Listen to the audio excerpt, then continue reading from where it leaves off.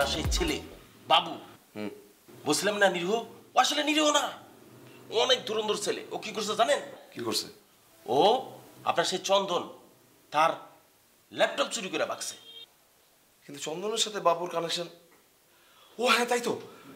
শেট, চন্দনরা তো বাবুর তুলে নিয়ে গিয়ে আটকে রাখছিল হাত পা বাইন্ধা। নিজের বুঝ পাগলেও ভালো বুঝে। আপনারা কি পাগল? আপনাদের আমি বলছিলাম যে আমাদের হাতে সময় আছে মাত্র 4-5 দিন। এই 4-5 দিন আমি মিডিয়া ঠেকায় রাখতে পারবো। এই 4-5 দিনের মধ্যে আমাদের কি করতে হবে? সামিরকে খুঁজে বের করতে হবে, এই কেসের যত ক্লু আছে সেগুলো সব খুঁজে বের করতে হবে। আর আর এর মধ্যে আপনারা 2 দিনের জন্য ঢাকার বাইরে চলে যেতেছেন। আপনি সিম্পল ল্যাপটপটা অন করে কোন হার্ড ড্রাইভে আছে সেটা দেখাই দিবেন। আমার মতন আমি বসে বসে ছবিগুলো দেখব। আপনার ঘুমের সাথে এটা সম্পর্কে কি? আপনি আপনার মতো ঘুমান। প্লিজ আজকে না, কালকে দেখেন। আপনি আসলে ট্রাস্ট করতে পারতেছেন না, তাই না? ভাবি কিভাবে যেন জেনে গেছে যে তুমি সুইজারল্যান্ডে গেছো। তারপর তো বাসায় সবাইকে বকা ঝকা রাগারাগি করে তারপরে উনি ওনার ভাইয়ের বাসায় চলে গেছে। ইমা বাসায় নেই এখন? দুপুর থেকে তো নেই। যাক, ভালোই হলো, রাতটা অ্যাটলিস্ট শান্তিতে ঘুমাতে পারবো। ভাইয়া, তোমার বেডরুম তো এদিকে না, এদিকে তো গেস্ট রুম। কোথায় যাচ্ছ? এখন থেকে আমি গেস্ট রুমেই থাকবো, আর আমাদের রুম হবে তোমার ভাবির রুম, আমি থাকবো গেস্ট রুমে, ঠিক আছে? আচ্ছা, আমাকে লাগবে। Thanks, no thanks. আগে নিজের শরীরের ওজনটা বহন করতে শেখো, কুজো হয়ে হাঁটবে না। যেদিন দেখবো যে তুমি সোজা হয়ে হাঁটতে পারছো, সেদিন তোমাকে লাগেজ ক্যারি করতে দেওয়া হবে। চলো।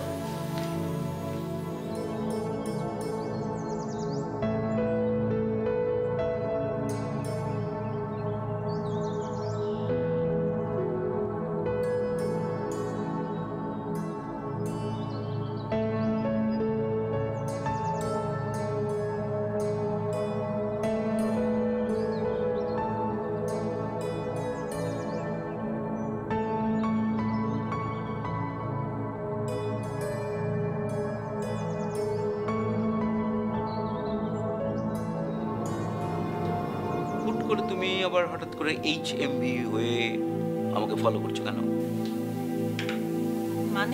মানে হচ্ছে HMV মানে হচ্ছে হিজ মাস্টার্স ভয়েস, একটা রেকর্ড কোম্পানি, নাম করা একটা গ্রামোফোন রেকর্ডের কোম্পানি। তোমরা এই প্রজন্মের গবেট ছেলে মেয়েরা হয়তো হিজ মাস্টার্স ভয়েসের নাম নাও শুনতে পারো।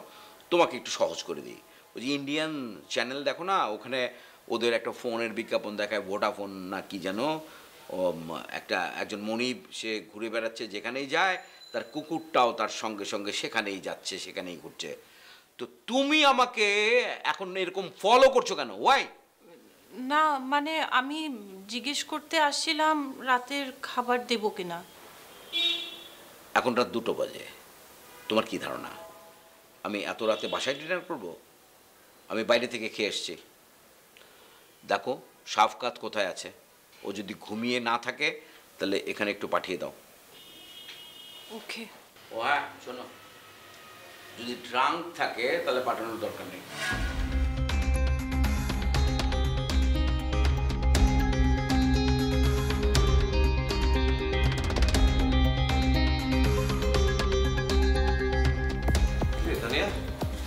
এত রাতে কে আসছে রে? আর তুই গেস্ট রুমের থেকে বেরোলি? ভাইয়া আসছে। ভাইয়া আসছে? ভাইয়া এসেছে এবং উনি ঠিক করেছে যে এখন থেকে উনি ওনার বেডরুমে আর থাকবেন না, গেস্ট রুমে থাকবেন। মানে কি? বাই দ্য ওয়ে, দাও ভাইয়া কিন্তু ডাকছে তোমাকে। আমাকে ডাকছে? জি। আর দেখি আগরা কি?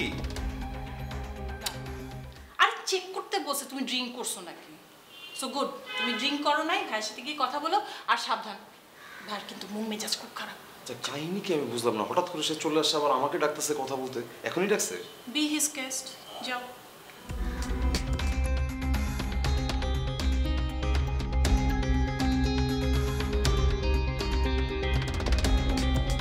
আমি একদিন আগে সুইজারল্যান্ডে গেলাম, একদিন পরেই আবার আমাকে দেশে ফিরে আসতে।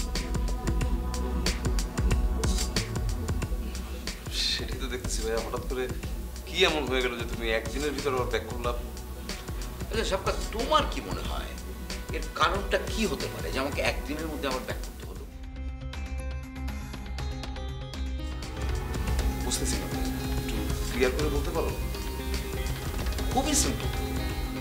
আমি খুব উন্নত মানের গাধাদের সাথে চলি, যে গাধারা তাদের নিজেদের ভালো মন্দটাই নিজেরা বুঝতে পারে না। আপনি কি জানতে চাও এই গাধাগুলোর পরিচয়?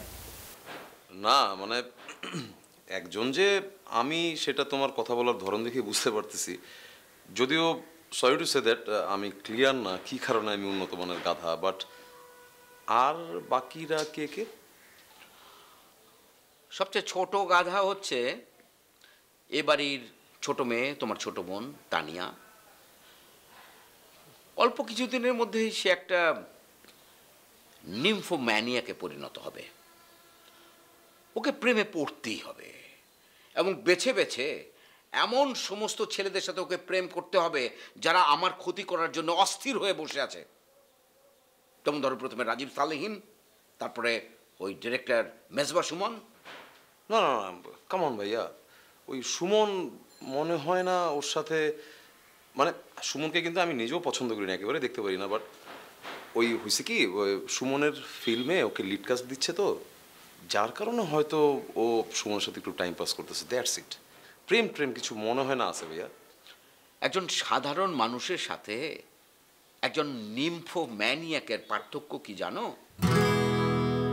সাধারণ মানুষ কারোর সাথে সময় কাটায়, সময় কাটানোর পর সেখান থেকে বেরিয়ে আসতে পারে। আর একজন নিম্ফোম্যানিয়াক সেই সময় কাটানোটাকে এমন মাখামাখির পর্যায়ে নিয়ে যায় যে সে সেখান থেকে আর বেরোতে পারে না। ওই যে নতুন আলুর খোসা ছাড়ানো যেমন কষ্টকর, তাদের মাখামাখিটাও ওরকম। আচ্ছা কি হয়েছে আমাকে একটু এক্স্যাক্টলি বলা যায় ভাইয়া? ও একটা খুনের মামলায় ফেসে গেছে। হোয়াট? সাথে আছে ওই সুমন। এখন যে আসলে খুনটা করাইছে সে নিজে যদি কখনো স্বীকার না করে যে সে খুনটা করাইছে, তাহলে এরা দুজনে ফেসে যাবে, হয় ফাঁসি অথবা যাবজ্জীবন মাস্ট।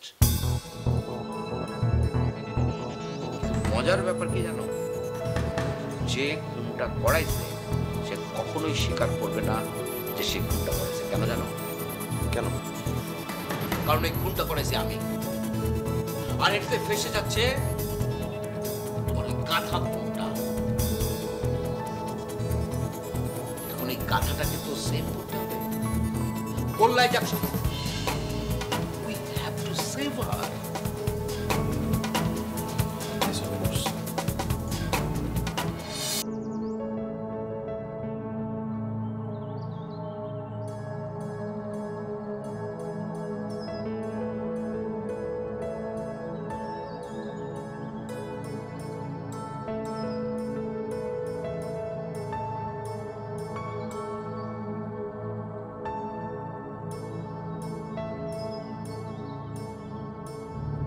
ফোন ধরো, ফোন ধরো।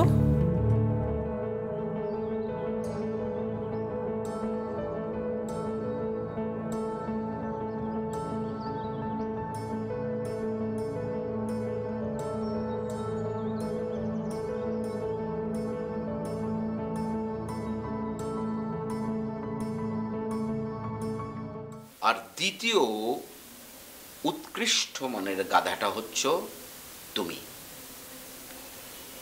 কেন বলো তো? কেন ভাইয়া? ফারহানা সিগনেচারের সিইও হিসাবে ওকে কে ইমপ্ল্যান্ট করেছে?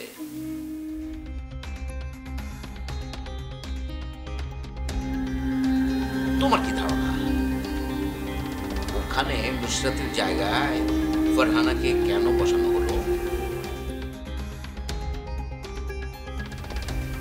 আমি কিছুটা জানি। হ্যাঁ, তা তো জানোই। তোমার মুখ থেকে আমি একটু শুনি না, তোমার আর আমার ইনফরমেশনের মধ্যে কোনো গ্যাপ আছে নাকি? চুপ করে আছো বলো। না মানে তুমি নুসরাতকে নিয়ে সুইজারল্যান্ড যাবা, কারণ সেখানে তোমার আর নুসরাতের বেবিটার ডেলিভারি হবে।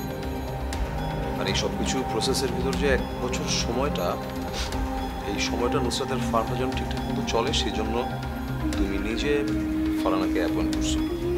আসলে তার মানে তোমার আর আমার ইনফরমেশনে কোনো গ্যাপ তো দেখছি না। তাহলে সমস্যাটা হচ্ছে কোথায়? ফারহানার কিছু ছবি, নুড ছবি বাজারে ছড়িয়েছে, আর এই ছবিগুলো পাবার জন্যে তুমি হঠাৎ করে পাগল হয়ে গেলা। তুমি জানো না ফারহানা আমার লোক? ফারহানার ক্ষতি হওয়া মানে আমার নিজের ক্ষতি হওয়া। আচ্ছা, পুরো বিষয়টা কিন্তু ভাই একটু অন্যরকম ভাবেও দেখা যায়, ভাবা যায়। অন্যরকম ভাবে ভাবারও ব্যাপার আছে নাকি? অফকোর্স আছে। আচ্ছা, তুমি একবার চিন্তা করে দেখো, ফারহানার কিছু কমপ্লিকেটেড ছবি বাজারে চলে এসছে। কিছু মানুষ চায় না ফারহানা ভালো থাকুক, ফারহানার এই ছবিগুলো ভাইরাল করতে চাচ্ছে। তো অন্য কারো হাতে, যারা ফারহানার ক্ষতিটা চায়, তাদের হাতে ছবিগুলি চলে যাওয়ার আগে যদি আমাদের হাতে ছবিগুলো চলে আসে, তাহলে এটা ভালো না? ফারহানাকে আমরা সেভ করতে পারি, ছবিগুলো আমরা ডিস্ট্রয় করে দিতে পারি। বাহ, তুমি যে এত ডিটেইলে মানুষের ভালোটা চিন্তা করো, এটা কিন্তু একদম অবিশ্বাস্য। তোমার এই সমস্ত সার্কাস্টিক বুজুং মাজুং এখানে না। তোমার সমগোত্রীয় ঘিলু সম্পন্ন গাধাদের মাথায় ইমপ্ল্যান্ট করো। মনুষ্য প্রজাতির ক্ষেত্রে এটা একেবারেই প্রযোজ্য নহে। বাই দ্য ওয়ে, বাবু যে ছেলেটা আছে, ওকে তোমার কেমন মনে হয়? কেন? বলোই না, কেমন বাবু? প্রচন্ড বেয়াদব টাইপের একটা ছেলে। হ্যাঁ, খুবই বেয়াদব এবং একই সাথে খুবই লয়াল একটা ছেলে। যে ব্রিফকেস তোমার কাছে থাকার কথা, সেটা বাবুর হাতে চলে গেল। সেটা বাবু কোন সাহসে তোমার কাছ থেকে চুরি করে নিয়ে গেল, এই কথাটা তোমার মাথায় আসেনি?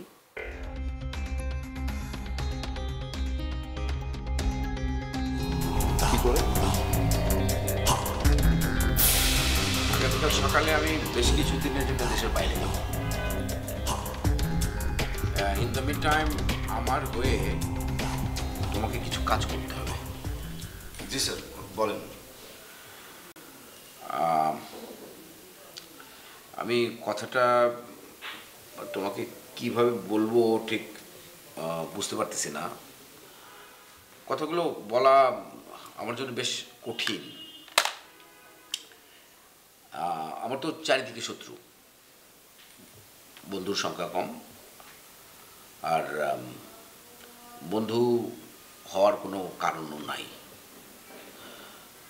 পৃথিবীর প্রায় সমস্ত সাকসেসফুল মানুষের মতোই আমারও বন্ধুর সংখ্যা কম।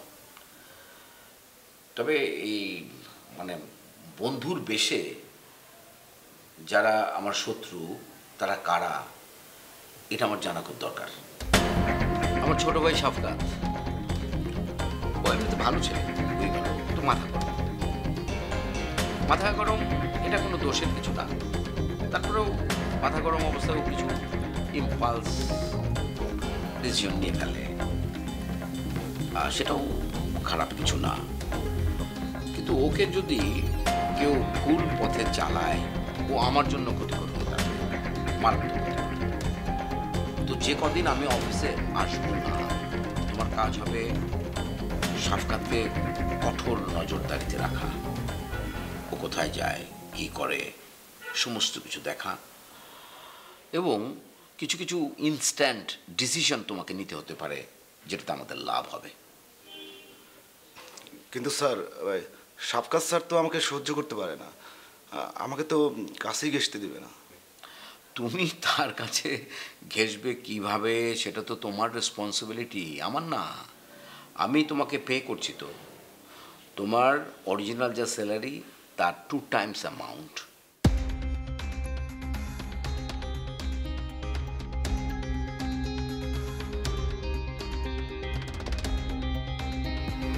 এখানে আবার সুইজারল্যান্ডের ফোন নাম্বারটা লেখা আছে। You can call me at any time. Okay sir. বাবু, আমাদের অফিসে নতুন জয়েন করেছি ববি। জি। ওকে একটু বাজিয়ে দেখো তো কতটা ট্রাস্টওয়ার্দি। ওর অতীতের রেকর্ড ভালো, আমার সমস্ত ব্যাপারে সমস্ত সময়ে ও লয়াল থেকেছে। এবার কোথায় যেন একটা খটকা আছে, ঠিক বুঝতে পারছি না। ঠিক আছে স্যার।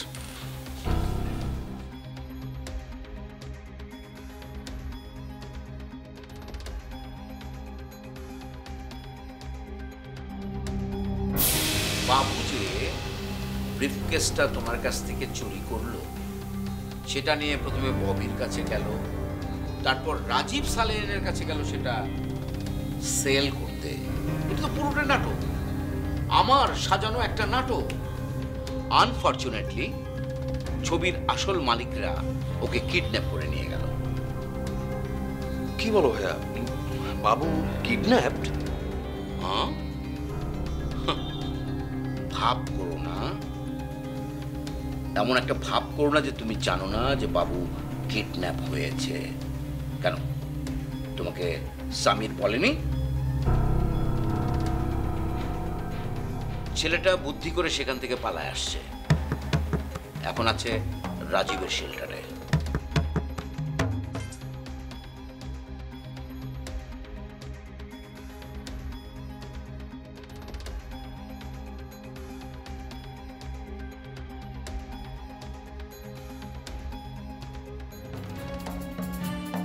হ্যালো, থ্যাংক গড ফোনটা ধরছো। তোমার সমস্যাটা কি? হ্যাঁ, কি সমস্যা?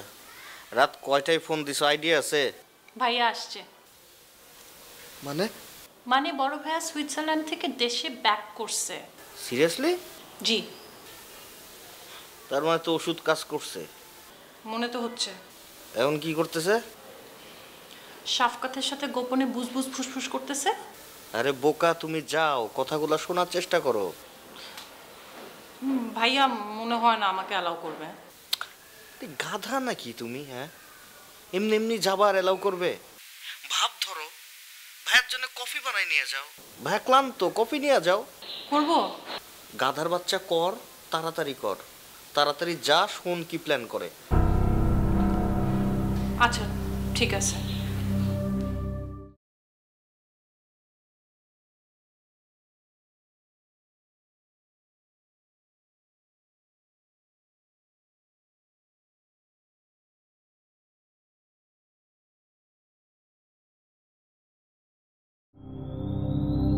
রাজীব সালিনের শেল্টারে থাকার মানে বুঝতেছো ভাইয়া? রাজীবের হাতে যদি ফারানার ছবিগুলি চলে যায় তাহলে তো রাজীব হাতে হীরার খনি পেয়ে যাবে।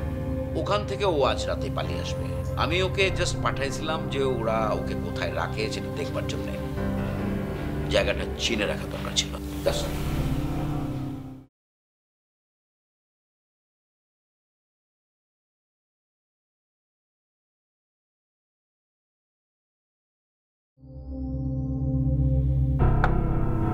রাত 2:30টার সময় তোমার কেন মনে হলো যে আমি কফি খাবো? না মানে অনেক রাত জেগে কথা বলতেছো তো, আমার মনে হলো তুমি স্ট্রেসড, সেজন্য কফি বানালাম যাতে তোমার চাঙ্গা লাগে। তাই না শাফকাত? দেখো এই গাধাটাকে ভালো করে দেখো, দুটো লাইন মিথ্যা কথাও ভালো করে বলতে পারে না। দেখো ওর ধারণা ও এক টানা মিথ্যা কথা বলে যাচ্ছে আর কেউ বুঝতে পারছে না। দেখো দেখো